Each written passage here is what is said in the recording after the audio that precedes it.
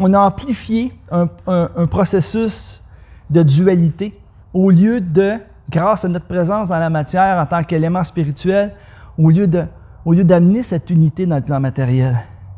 On a plutôt exacerbé la dualité. Mais cette dualité-là nous rattrape. Donc, le retour au point d'origine des lois, parce que dans la matière, tout est éphémère, temporaire.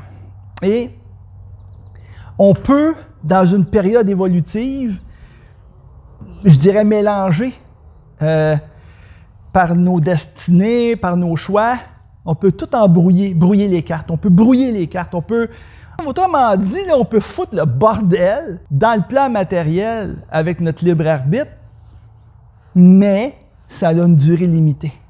Tout ce qui existe, finalement, existe grâce à une structure qui est vivante, qui est établie, qui est parfaite. C'est un ordre supérieur parfait. C'est une trame parfaite à partir duquel tout a pris forme. Et nous, on fait partie de cette structure-là, de ce système cosmique parfait. Et nous, en tant que créatures d'évolution, ben, on peut foutre le bordel dans ça. OK? Mais il faut se replacer. Parce que tôt ou tard, on accumule cette résistance en lien avec le courant de la vie. Le courant de la vie qui nourrit toujours cette structure-là. Et à un moment donné, arrive un point où il y a une grosse dose d'amour, de puissante dose d'amour à l'état pur qui est injectée dans la création comme une pression énorme.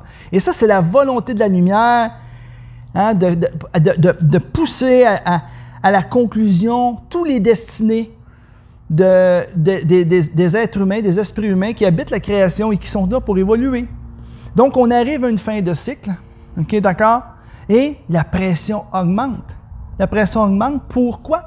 Pour rétablir l'ordre dans la création, pour rétablir cet ordre supérieur qu'on a malheureusement, pour toutes sortes de raisons dans notre évolution, négligé de connaître. Puis tu sais, quelque part, là, je vais vous donner un exemple. Ça, c'est un exemple assez imagé, mais c'est ça pareil. Admettons que je vous dis, moi, là, la route, là, quand je prends la route, la grande route, là, la voie rapide, le sens de direction, tu as un sens pour t'en aller, tu as un sens pour en revenir. Puis les gens roulent à haute vitesse là-dessus, puis bon, il y a des règles à respecter à quelque part. Hein? Il y a une structure qui est la route, des lumières, un sens de direction et tout ça. Mais moi, je peux dire, moi, avec mon libre arbitre, là, moi, je sors avec mon auto, j'arrive avec mon véhicule sur la voie rapide, puis je me décide, bien, regarde, je vais faire une expérience, là, je vais me mettre à contresens. Puis je vais rouler à 120 km/h à contresens, puis on va voir ce qui va arriver. Ça me tente de l'essayer. Ça se peut que je frappe un 10 roues, un gros camion, un auto, que je tue du monde, qu'il arrive un accident grave. Ça se peut aussi que j'aille peur, qu'à un moment donné, j'aperçoive qu'est-ce qui s'en vient dans le contresens, puis je dis, je suis pas sûr qu'en restant à contresens, ça va pas faire mal si je reste là. Ça veut dire que si je perçois que l'urgence, il y a une urgence de changer de direction puis de m'en aller dans le bon sens. Eh bien, c'est ça les messages de la lumière qui nous ont été adressés, de dire « Hey, là, tu t'en vas à contresens là, du courant de la vie. Alors, place-toi. Arrête de foutre le bordel parce que c'est toi qui vas finir par te faire rentrer dedans puis ça va faire c'est dur. Puis toute ta structure va s'effondrer. Tout ce que tu as créé va s'effondrer parce que tu roules à contresens du courant de la vie. C'est une image qui est tellement simple, mais c'est tellement ça. Écoute, on fait le parallèle. On ne peut pas dire « je ne le savais pas ». Oui, je peux être ignorant. Je peux complètement être ignorant du sens de direction de la voie rapide, puis je n'ai jamais conduit un véhicule, j'embarque là-dessus, puis moi, ben regarde, j'en ai rien à foutre là, du sens de direction, j'observe pas ce qui se passe, je me pense tout seul sur la route, puis je m'en vais un peu n'importe comment, puis je roule à contresens, moi, je connais rien de la route. Ça n'empêche pas que je vais en subir pareil les conséquences éventuellement. Et que je peux blesser. et que je peux blesser d'autres êtres aussi, et faire du mal autour de moi et faire en sorte de nuire à l'ordre établi, à cet ordre nécessaire pour le bon fonctionnement de la structure dans laquelle je devrais apprendre à m'insérer. Mais c'est ça la création. Et le langage du Seigneur, de Dieu, de la vie, peu importe comment on va l'appeler, s'exprime dans la création à travers ses lois, à travers la nature qui nous envoie des messages forts, des messages clairs, et aussi par des appelés, des prophètes, des envoyés de la lumière qui viennent nous avertir pour qu'on puisse s'adapter au sens du courant de la vie. OK? Tu ne peux pas tenir quelqu'un responsable de ton choix, de t'avoir fermé les oreilles et les yeux et que tu t'es pas permis d'observer ce qui se passe autour de toi et que tu t'es pas justement rendu réceptif, à connaître les lois, à connaître comment t'insérer dans le courant de la vie. C'est exactement comme une voie rapide. La voie rapide de la vie. Où est-ce qu'il y a une structure, il y a un sens, il y a... Tu sais, rouler à contresens dans la structure du courant de la vie, ben c'est faire résistance. On crée une résistance et cette résistance-là finit par nous détruire, nous blesser, fait en sorte que tout l'ensemble de nos œuvres s'effondre. Parce que ça ne peut pas continuer d'exister dans ce courant et qui actuellement ne cessera pas d'augmenter au niveau de la pression. La pression est toujours plus grande. Le trafic devient de plus en plus puissant. Le trafic de l'amour, quand on parle, parce que là, je fais un rapprochement avec mon image précédente, avec la voie rapide. Eh bien là, la voie rapide, elle est saturée de l'amour de la vie. Une puissance telle qu'on ne peut absolument pas résister. Et la nature, la planète Gaïa, n'est-ce pas, tout notre continent cosmique en est imprégné de cette force-là. Et ça va aller en s'accélérant et ça va aller en grandissant davantage toujours. Et tous les niveaux de notre humanité, tout notre côté mental, psychique, physique, spirituel, politique, économique, toute notre création, tout notre système vivant est soumis à cette pression-là. Et on doit, de gré ou de force, retrouver l'équilibre et respecter le sens du courant de la vie. Aller vers l'unité plutôt que d'être dans la dualité.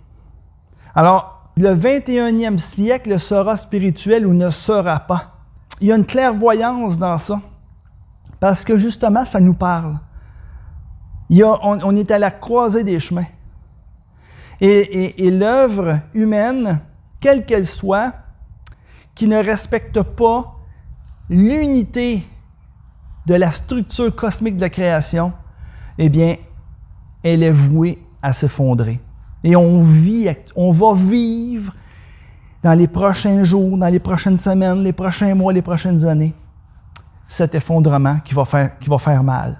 Qui va faire mal et que peu d'êtres humains vont parvenir à s'extraire de ce processus d'effondrement, de s'en extraire, de prendre de la hauteur et en s'adaptant et en retrouvant notre unité en lien avec la volonté divine, qui passe par la reconnaissance de l'amour divin et de sa justice, bien entendu, et de sa pureté. Alors, tout ce travail sur soi qu'il faut faire, sans se ménager, c'est la seule option qui reste pour s'extraire du chaos qui va aller en s'amplifiant jusqu'à l'effondrement. Alors, on est là. On est dedans. Beaucoup d'appelés, peu d'élus. Alors, ça veut dire que la sélection va être très sévère. Pas parce qu'il y a un juge qui nous juge puis qui nous dit « Hey, non, t'es pas correct, toi, t'es pas correct. » Non. La volonté divine, l'amour divin est beaucoup plus puissant que ça. C'est un courant qui augmente. une pression qui augmente, le pur amour, là, le feu, la flamme du pur amour divin qui augmente, simplement. Et on doit s'y adapter ou s'effondrer. De ces cendres de cet effondrement va renaître un monde nouveau pour les êtres qui vont avoir finalement passé à travers cette épreuve de foi, cette épreuve d'amour, cette épreuve du feu de l'amour divin. Parce que c'est une fin de cycle. Et cette fin de cycle, elle a été prédite, elle nous a été, je dirais, souvent mentionnée. Donc, et on le vit actuellement. Alors, en tant qu'accompagnateur, du mieux que je peux, mais je fais de mon mieux pour vous accompagner à travers ça, accompagner ma famille, puis je vais vous dire en affaire, même à l'intérieur de ma famille, avec mes enfants, mon épouse, on vit des grosses tensions. On vit des moments pas faciles, parce que, tu sais, mes enfants, hein, ils vont dans le monde, ils vont se faire, les enfants, c'est comme des éponges, ils sont imprégnés. Ils reviennent à la maison, ils nous ramènent ça chez nous. Là, c'est comme, ouf, souvent, c'est comme tellement, comme deux mondes complètement différents. Ils vont avoir des choix à faire. Les enfants ne sont pas nos enfants, ce sont les enfants de la vie. Mais ils sont ici aussi avec leur libre arbitre pour faire des choix. Donc moi, nos valeurs, les outils, le coffre à outils que je leur offre, ben, ils ont le choix d'utiliser les outils, de les modifier, de s'en créer des nouveaux ou de les rejeter. Le choix va être entre leurs mains. Alors, mais c'est des moments des fois qui suscitent beaucoup de tension dans la famille, dans ma propre famille. Parce que plus tu as des valeurs de lumière,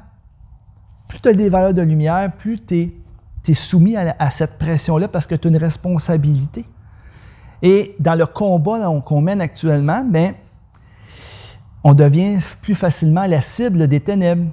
Parce que là où il y a des valeurs de lumière, les ténèbres attaquent. Alors, il faut savoir ça.